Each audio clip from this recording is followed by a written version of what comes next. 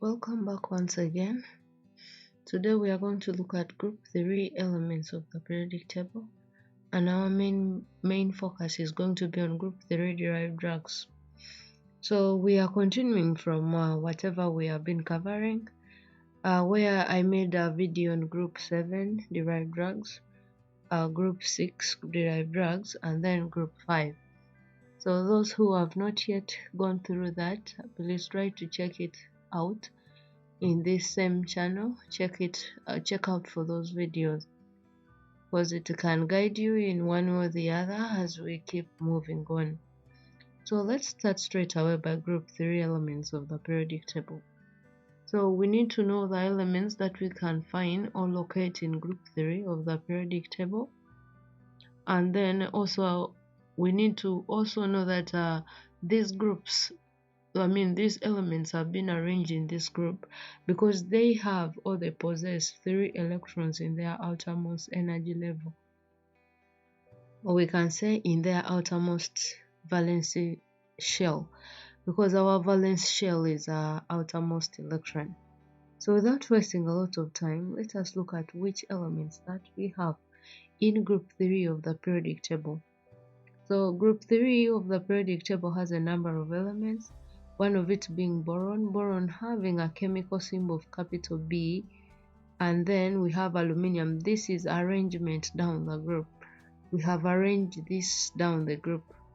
So we have boron having a chemical symbol of B, we have aluminium having a chemical symbol of Al, we have gallium having a chemical symbol of capital Ga, we have indium having a capital Li, not L, I small n, and we have thallium having capital T and small h. Group 3 elements have 3 electrons in their outermost shell. That is why we find that they were arranged in group 3 because of 3 electrons that they have in the outermost shell. So we can get or derive their oxidation state depending on how many electrons that they have in the outermost shell. So we can say the valency of group 3 elements of the periodic table is 3, or we can say oxidation state of group 3 elements of the periodic table is positive 3 or plus 3. So let's start with one of the elements. That's the first element of group 3 of the periodic table, that is boron.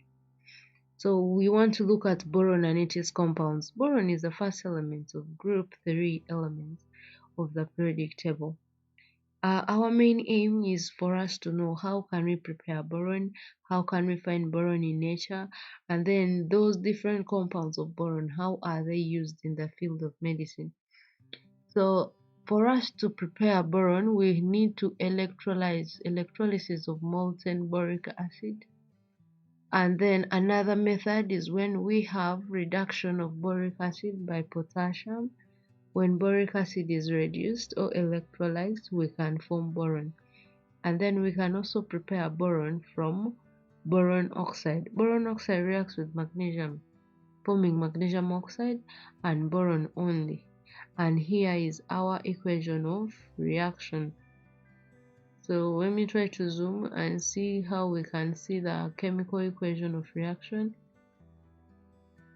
Oh, sorry about that. Right, let me try to scroll. Hold on. So here we are. We see that this is our boron oxide. We know boron has a valence of 3, that is why we have 3 exchanged here, and oxygen having a valence of 2, that is why we have these 2. Oh, that's why we see these 2 here. And then we are adding magnesium, and we shall have magnesium oxide as our products, plus boron that we are preparing. So boron has uses. Oh, there is need for us to know why we need boron.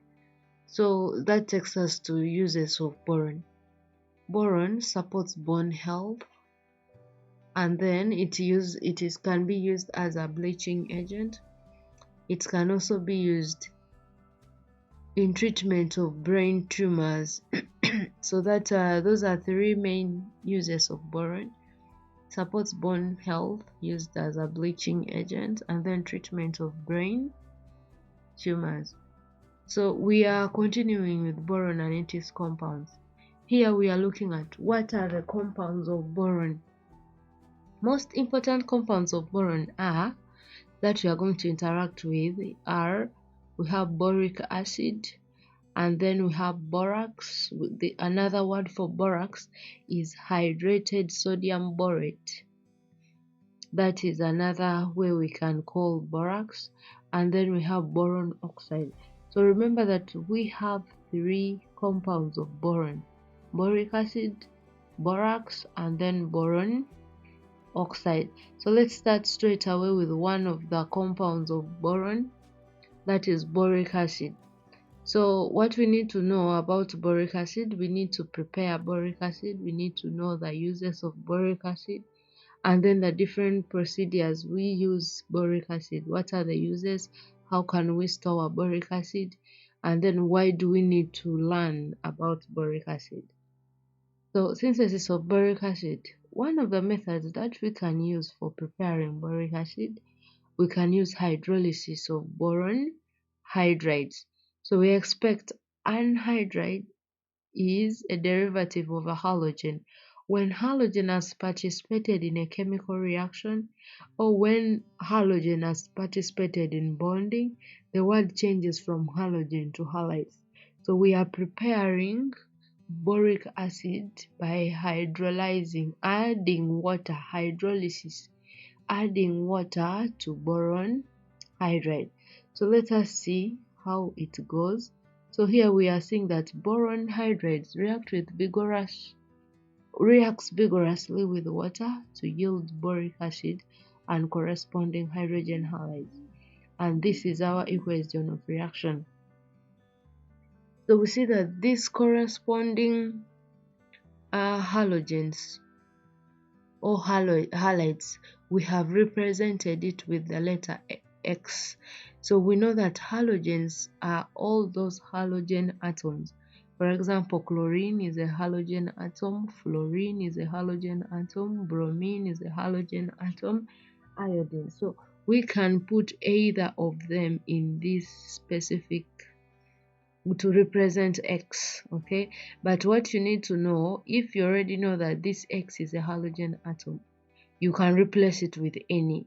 Don't write this when you are asked to prepare boron in your exams from boron hydrides. You give an example of that halogen, okay? For example, here, if we took chlorine, we would have Br capital C small L as our example, and then of course here automatically will also change to give us capital C, and then a small L. All right, so this is what we expect to find. But since we have a number of halogens, that is why we take this as X as well as this as X. So you can give as many examples as you can because you know all those different halogens. So that's how we can prepare it from boron hydrides. As simple as that. It's not that hard. Okay, so we can also prepare boric acid from minerals. So we have two minerals where we prepare boric acid from. Boric acid can be produced commercially from boron containing minerals, for example, ascarites. So we can either use ascarite or borax. We talked about three compounds of boron, where we said we have boric acid, we have borax, and then the other one, somebody tell us. You know the answer, okay? So we see that boric acid can be produced commercially from boron containing minerals, for example, ascarite. So you find that this is the chemical symbol of ascarite, capital M, small g, and then you have 2, capital B and then a 2, then this is capital O to represent the oxygen and 2, and then we have water for hydrolyzation. This dot and this water represents water for hydrolyzation. It is a hydrated magnesium borax or borate. Is a hydrated magnesium borate. Another word for ascarite is hydrated magnesium borate. So ascarite is reacted with concentrated sulfuric acid, forming magnesium sulfate and boric acid. So always when we are writing equation of reaction, we make sure that this that is continuing, let me first see, this that is continuing from the equation, it's not accepting, that you make sure that those products you have formed the other side of the arrow should not cross to this other side. To this other side. Those that have remained, like from this arrow, this should have not crossed this. But you make sure that you can either write below if it cannot fit this side in front when you are making this follow-up and the notes. So we see that our magnesium borate or hydrated magnesium borate reacts with sulfuric acid to give us magnesium sulfate and boric acid that we are looking at or that we are preparing. Hence the above boric acid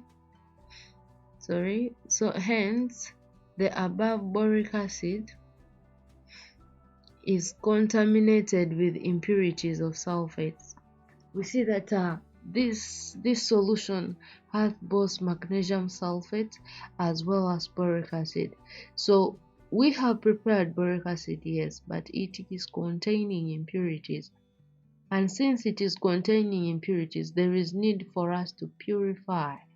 There is need for us to purify or make a compound of a solution of boric acid that does not contain any impurities. Are we together? So that is what we need to have in mind. So let us move to the next method of preparation.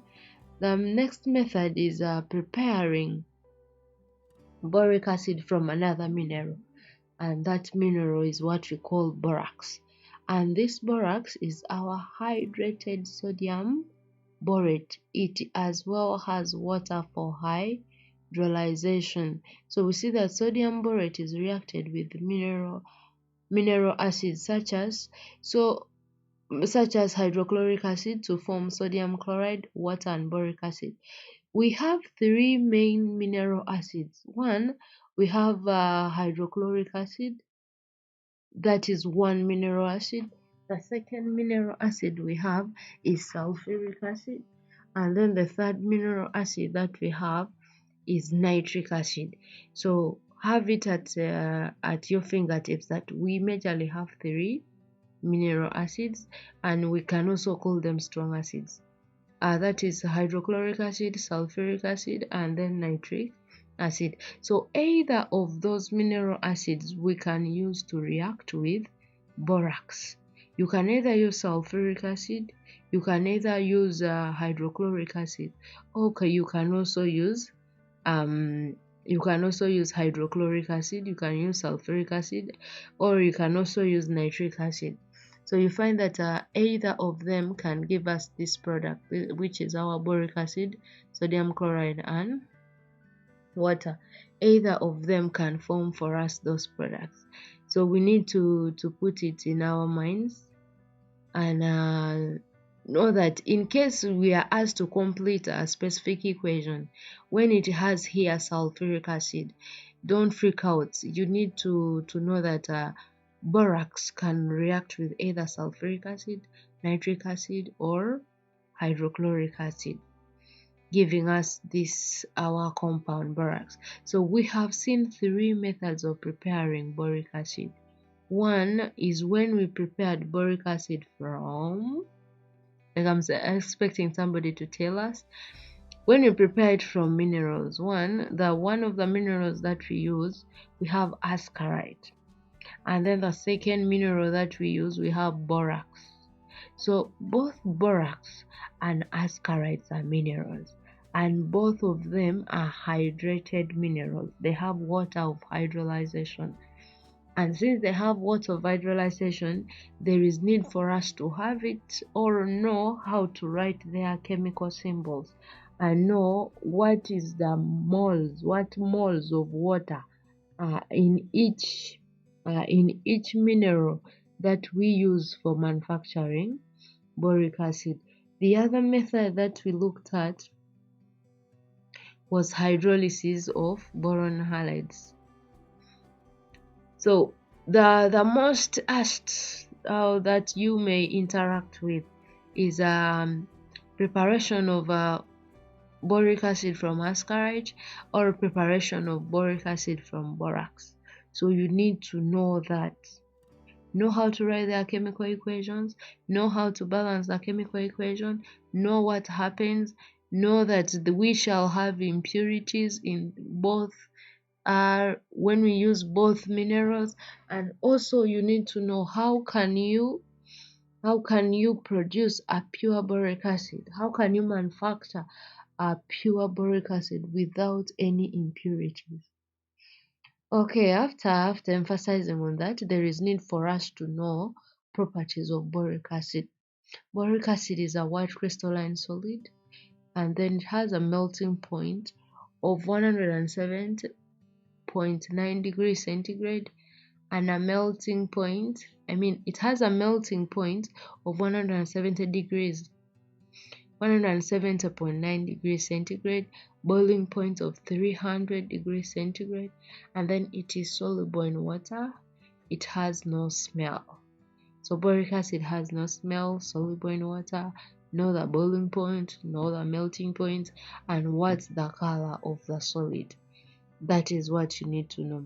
So we need to test for boric acid. In case we are given solution X and they're asking us to test what ions are present in solution X, or what compound is solution X. So boric acid is reacted with alcohol in the presence of concentrated sulfuric acid, producing triethyl borate, which burns with a flame, having a green range. So that is how we can test for it. However, we also need to know the uses of boric acid.